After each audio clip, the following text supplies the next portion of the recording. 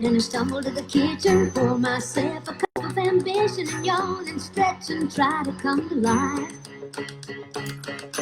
Jump in the shower and the blood starts pumping. Out on the streets, the traffic starts jumping with folks like me on the job from 9 to 5. Working 9 to 5, what a way to make a living.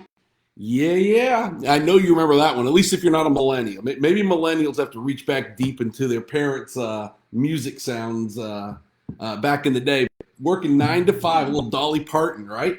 The reason for that song today, you might notice I'm working from home. I'm a little under the weather. And so today, I worked myself tired. I worked myself sick, right? So I think many of you probably feel the same way, that when you don't get enough sleep, sometimes your immune system goes down and you just don't feel good, right? Well, I think that happened to me again. I'm putting in a lot of long hours because the market has exploded, guys. It has exploded. And because of it, right, real estate doesn't have a 9 to 5 job title in it if you're out selling. And so, or requirement, not title. That being said, I thought it was appropriate because today I'm going to work 9 to 5, and then I'm going to be done. I'm going to try to get some rest. I did get a little bit of sleep last night. That felt good, and I'm going to try not to suck all my snots up in front of you this morning or cough all over you. But I raise my Kaima cup to you this morning. Good morning to you. I hope you've got your coffee and you're ready to go for the day. Jose, what's up, buddy? Thank you, brother. I appreciate that, man. One of the best parts about making a change of brokerages is meeting new guys like you, brother, and I'm grateful for you. Thank you. So it is now 1:20, right? 1:20, meaning January 20th. And here in Raleigh, North Carolina, it was 70 degrees yesterday, and it's beautiful out this morning, and we still haven't had snow. This former New Englander, right, this guy from Massachusetts, he needs some snow, right? And I can hear many of you that are ready for spring and summer, and I am too, but not yet. We got to have a snowstorm. We got to have that time we can get outside and play in the snow, right? Kill all the mosquito larvae, all that kind of stuff, right? But I miss having a little bit of winter, right? In New England, you have 4 definite seasons, right? You have 3 months of winter. You have 6 months of winter, 1 month of spring, 3 months of summer. Yeah, you see what I'm saying? But we had definite seasons. When it was winter, it was winter. Here in North Carolina, sometimes spring and fall can just feel like they've been extended, right? There are days, I won't lie, that summer just feels like it won't end. I hear you, Addy. Same thing. Turn the AC down, make it feel that way. Anyhow, I'm ready for some snow, but I saw a great meme that made me think about snow. I saw a great meme that reminded me of home. There was a reporter out doing a snowstorm. Like, she's talking about the weather, and this is in Massachusetts, and she's standing out there talking about the weather, and only in Massachusetts would this happen, right? Maybe Fargo for you, Eric Hatch, where she's talking about the weather and how bad the conditions are, and a guy goes by on a motorcycle. I thought that was awesome. I thought that was fantastic. And it reminded me that we need a little bit of winter here, right? Anyhow, hey, good morning, Lump. I got mine. Do you have yours? So, talking about coffee, tell me, put it in the notes here or send me a DM. What time does your day start? Not what time do you roll out of bed? Because sometimes you roll out of bed and you roll onto the couch, or you roll out of bed and you roll into what time does your day actually, like, when do you kick your day off, right? I hate afternoons. After 2 o'clock, don't ask for a meeting after 2 o'clock with me. Not until after the sun goes down. I hate late afternoon sun. I just feel worn out by that part of the day. But a lot of it's because I start my day really early. I like to get up and get going. One of my favorite things when we bought this house 20 years ago was I would walk down. For those of you that are old enough to remember, we used to have this thing called newspapers, right? Every day they would leave a newspaper at the bottom of your driveway so you could figure out what's going on in the world, right? And so I would walk down to the bottom of my driveway to grab my daily newspaper, and it was before the world woke up, and it was dark, and I could see rabbits, and I'd see wildlife, and it was just so nice. You could just barely see the sun peeking. Those were great, great mornings, right? But still today, I still love an early morning. So what time do you get your day started? And on weekends, does that change for you? Like, for me, it doesn't. Like, weekends, the same thing. I love to get up and get going. But again, after 2 o'clock, I'm a bear. Don't come ask me anything after 2 o'clock. At least not until happy hour, right? So big decision in my family coming. I am going to start pushing really, really hard. And my wife, who is watching this, this is for you. I'm going to start pushing really, really hard for a second dog. I have been watching video after video of these golden retrievers meeting a new golden retriever puppy, and I'm a sucker. Right? It is awesome. Now Ozzy is I think he's a one family dog. Honestly, I think he's a one person dog. Me, I don't know how he'll react to a second. I think he'll be interested and excited. I don't know how he'll react if I'm petting that dog. But if you have two dogs and you introduce the second dog in your family after the first dog, tell me how that went. Is it worth doing? Are there, has anybody had a bad experience with that? Oh, Anthony, I love it. But it's electronically. Okay, but isn't it different though? Anthony, you and I are the same age. You remember grabbing the newspaper, right? Looking at the box scores? Ah, man, I missed that. Anyhow, so two dogs. Do you introduce a second dog? And did your first dog have anxiety issues because of it? Because I'm afraid Ozzy might have anxiety issues. Mo, I hear you. Yes, but you're a glutton for punishment, though. Yeah, Heather, me too. Oh, I love that. So tell me again, second dog, worth it, not worth it? I'm a little bit nervous about Ozzy, mostly nervous about Jen. And it's not one of those things where with Jenny, I can go ahead and plan it out in advance because it'll be a no. It was a no with Ozzy for 20 years. It's got to be one of those things where I just show up with a dog and it breaks her heart and she just has to keep it, right? So that's probably the way we're going to go about this. But if I decide to do this and have the courage, which I've lost a lot of courage over the years, right? And many of you that are married, mostly you men, you know how your courage wanes over time, right? Mine certainly has. This weekend, it's Super Bowl weekend, right? Oh my gosh, I can't believe the Super Bowl's here already. Yes, there's 4 playoff games, I get that, but only one of them. Again, excuse me, I'm under the weather. Only one of them really matters, right? So that Cowboys 49ers game, a throwback to the 90s, the old Deion Sanders, Michael Irvin games. That'll be fun to watch. I'll enjoy that. Giants and Eagles, who cares about NFC East football? I mean, really, let's be honest. Outside of you fans in the NFC East, the rest of the country doesn't care about 3 yards in a cloud of dust. Jags, sorry, just doesn't do it for me. I don't know. And, obviously he's a Raider fan. There's no chance I'm watching the Chiefs game. But that Bills-Bengals game, is that not the Super Bowl this year? Joe Burrow in that really white-hot Bengals team? To me, this is the Super Bowl. Whoever wins this wins the Super Bowl. I'd be shocked if they didn't. So to me, this is Super Bowl weekend. What are you going to make for the Super Bowl, right? And I know right now I have just alienated a ton of fans around the country. But listen, as a Raider fan, I do that every day anyhow, right? So which game is it that you're most excited about? Honestly, I'll watch all but probably just check in on the Chiefs game. I probably won't watch much of that Chiefs game. So, these teams, they either lose or they win, right? And then move on, so on and so forth. And earlier this week, on a more serious note, I put out a video about stacking wins, right? I was talking to a friend of mine who's going through a difficult time in life right now. And, I don't know about you, but sometimes I find it easier to give advice than heed advice, especially your own.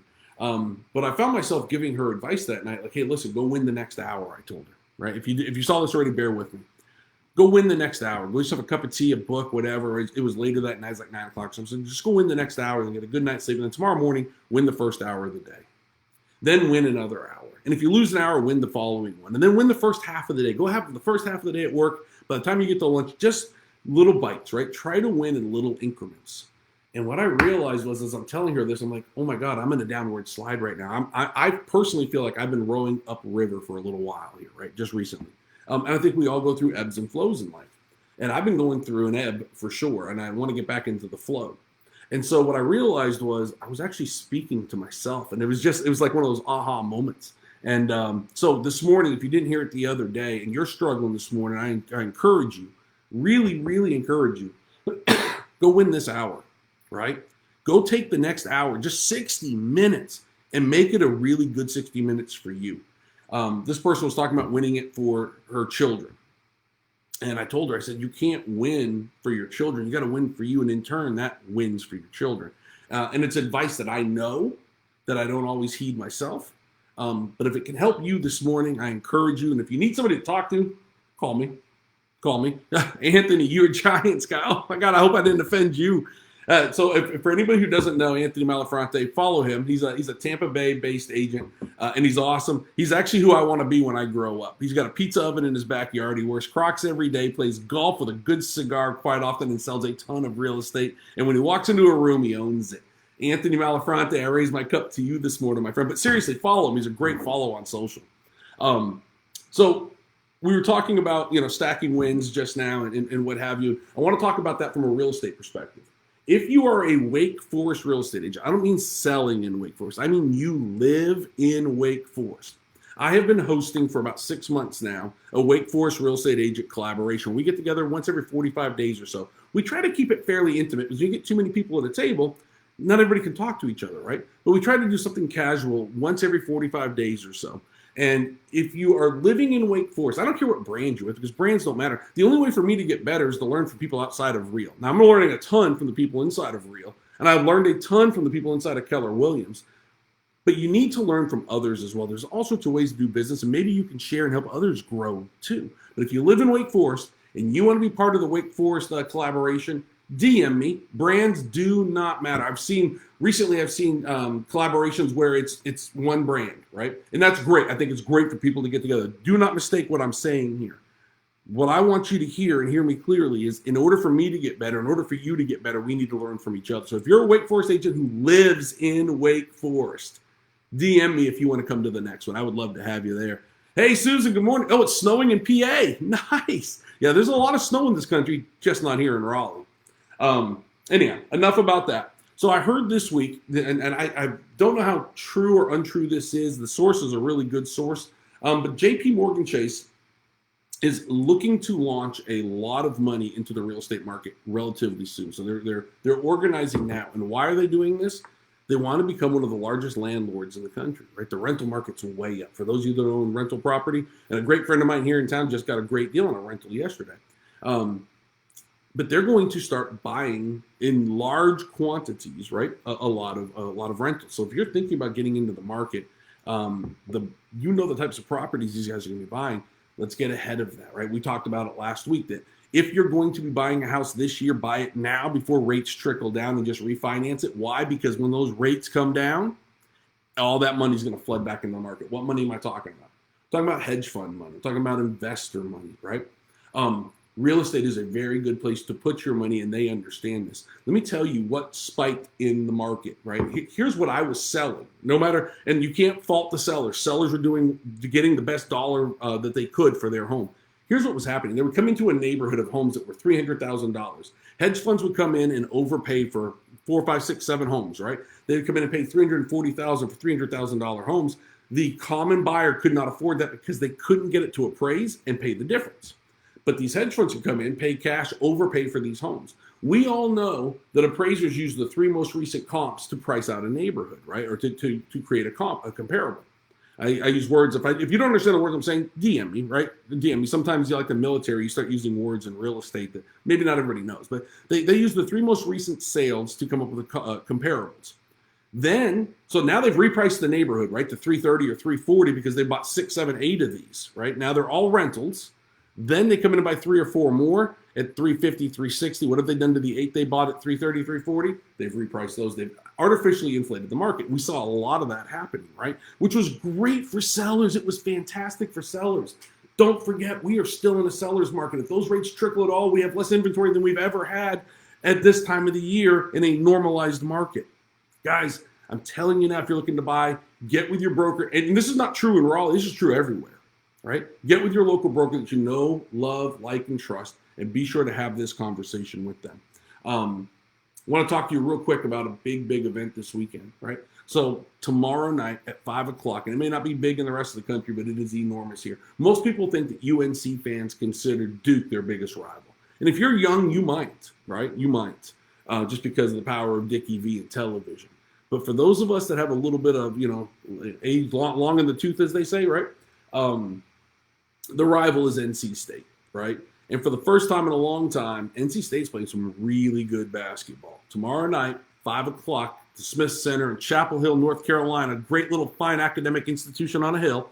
The Wolfpack will come to town and play the Tar Heels. And so for those of you that are local, this is what makes living here so much fun, is this rivalry. For those of you that take it way too serious, right, and just are over the top about it, just go ahead and log off now. But if you really enjoy this and you like talking smack when you're sitting at your local bar and having a cold beer or a morning cup of coffee, right? This is what we live for. This should be a fun one, right? The Heels seem to be down just a little bit with a ton of talent.